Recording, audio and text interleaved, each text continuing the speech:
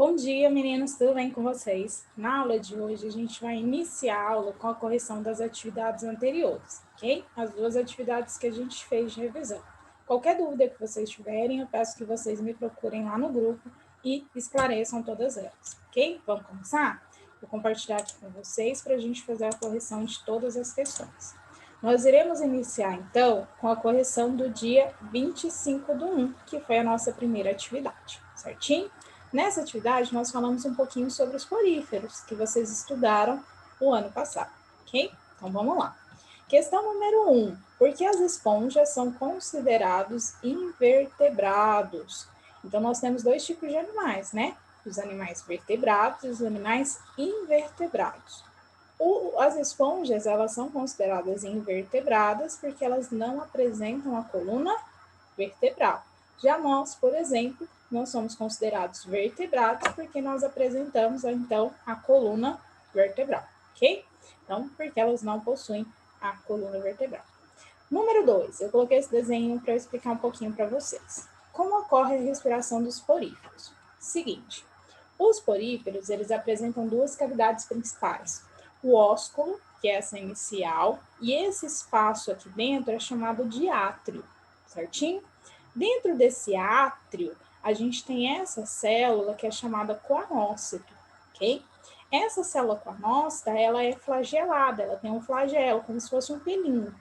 Então, a água vai entrar aqui pelo ósculo, esses flagelos vão balançar e vão movimentar essa água, e essa água, então, ela vai sair novamente aqui pelo ósculo, ok?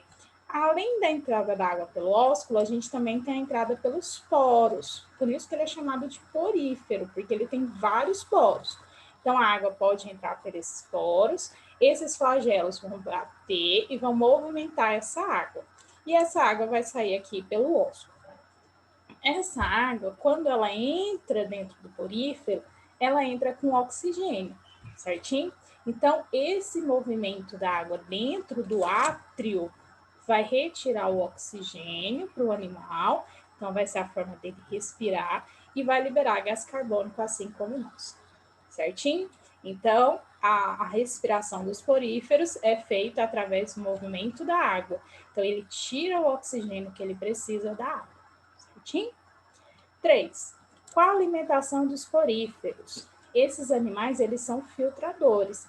Então, essa água que entra aqui dentro desse animal, ela entra cheia de micro-organismos, animais que só têm uma célula.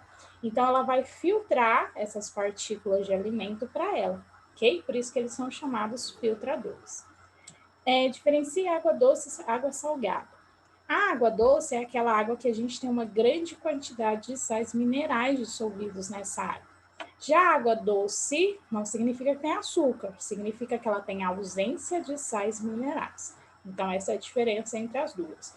Uma a gente vai ter a presença de sais minerais e na outra a gente vai ter a ausência de sais minerais, certinho?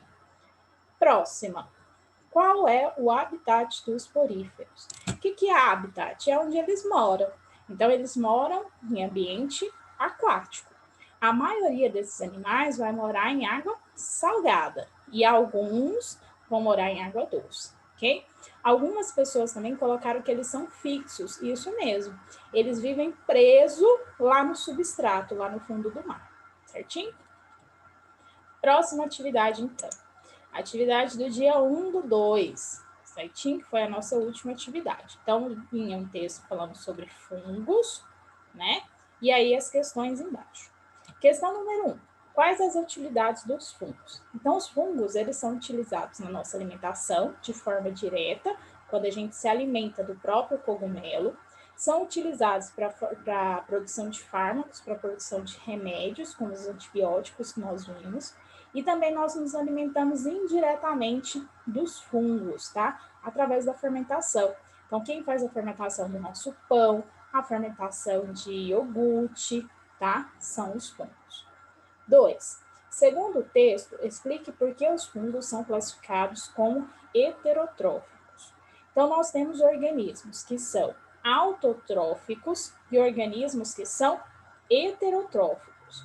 Os organismos autotróficos são aqueles que são autossuficientes, Ou seja, eles produzem o próprio alimento, como as plantas. As plantas produzem o próprio alimento através da fotossíntese, ok? Já os outros animais, os outros organismos, como os fungos, como nós não produzimos o nosso próprio alimento. A gente precisa de outro ser vivo para obter o nosso alimento. Então, quando a gente precisa de outro ser vivo, nós, por exemplo, precisamos da vaca, da galinha, das plantas. Então, nós somos classificados como heterotróficos. Então, os fungos também não produzem o alimento deles. Eles fazem a decomposição de outros organismos. Por isso que eles são chamados de heterotróficos. Certinho? 3. Como os fungos obtêm alimento? Através de decomposição de outros seres vivos, e eles se associam a algumas plantas para tirar os nutrientes dessas plantas. Então, eles se aproveitam, então, de outros organismos. Certinho? 4. Responda as questões de acordo com a charge abaixo. Então, tem aqui, né, a plantinha, e aí vem a pergunta. Qual a importância da fotossíntese para as plantas? Então, é através da fotossíntese que essas plantas obtêm o seu próprio alimento, ok? Então, elas produzem o alimento delas a partir da fotossíntese. Quais os componentes que a planta utiliza, então, para realizar a fotossíntese? Então, ela vai sempre utilizar de luz solar, tá? Por isso que ela precisa ficar no sol, água, que ela retira do ambiente, e o gás carbônico. Então, ela utiliza esses produtos para fazer a fotossíntese e ela libera para o ar, libera para nós o oxigênio e a água. E para ela produz glicose, que é o alimento dela, ok? Então, para a realização, ela sempre vai precisar de luz solar, água e gás carbônico, certinho? Próximo. 5. De acordo com os conhecimentos, diferencia a reprodução assexuada e reprodução sexuada. Então, vamos lá. Reprodução assexuada, em ciência, sempre vai ser negação. Então, não vai ter. Então, na reprodução assexuada, a gente não vai precisar dos gametas, certinho? Então, esse organismo que é assexuado, ele vai se reproduzir sozinho. Por exemplo, a planta. Na sua casa, quando tem uma planta e alguém gosta, sua mãe vai lá e faz uma muda, ela tira um pedacinho da planta e dá para a pessoa. Ou ela tira um pedacinho da planta e planta em outro lugar. Então, aquela planta, ela se reproduziu sozinha, certinho? Então, quando a gente tem reprodução assexuada, a gente tem uma reprodução do organismo sozinho.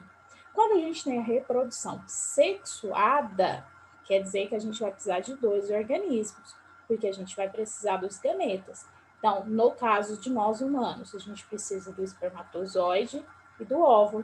E algumas plantas também, a gente vai ver mais para frente, que apresentam esses gametas, ok? Então, na reprodução sexuada, a gente sempre vai precisar de 2 organismos, certinho? 6. Sabemos que a água ou a não higiene pode ocasionar diversos tipos de verminoses. Dessa forma, situações que evitem a contaminação por parasitas. Então, sempre que a gente for utilizar água, qual que é o certo? Ou a gente ferver essa água, ou passar essa água em algum tipo de filtro, para ela ficar mais limpa, mais purificada. Lavar bem os alimentos antes de ingerir e com água limpa, tá? Lavar as mãos após utilizar o banheiro e também antes de se alimentar. Porque dessa forma a gente elimina todos os micro-organismos que podem existir nesses lugares, certinho? E por último, eu pedi para vocês desenharem então os fungos. Quero parabenizar que eu recebi atividades muito bem feitas, com desenhos bem legais, bom? Então é isso. Qualquer dúvida que vocês tiverem, eu peço para que vocês me procurem lá no grupo, para a gente não deixar passar nenhuma dúvida, tá bom? Daqui a pouquinho, então, eu posto a próxima atividade lá no grupo, tá bom? Beijinho a todos e bom trabalho.